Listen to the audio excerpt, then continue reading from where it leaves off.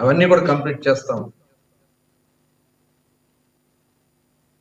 ఇవాళ petrol diesel గురించి మీరు మాట్లాడే అర్హత మీకు ఉందా?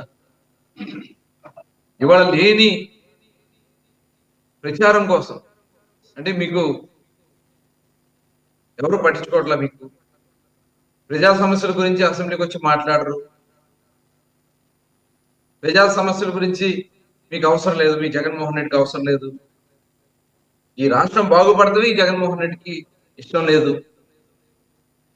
కేవలం రాజకీయ లబ్ధి కోసం మాత్రమే వీళ్ళు వ్యవహరిస్తున్న విధానాన్ని ప్రజలందరూ కూడా గమనించాలి.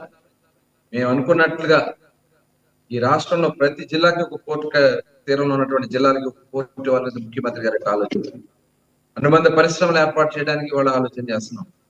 యువతకి 20 లక్షల ఉద్యోగాలు కల్పించాలనే లక్ష్యంతో పనిచేస్తున్నాం. ఈ రాష్ట్రంలో రైతాంగానికి, అల్ప రైతులకి, అన్ని వర్గాలకి ఏ రకంగా ముందుకు తీసుకెళ్లాలనే దానికోసం మేము పనిచేస్తున్నాం.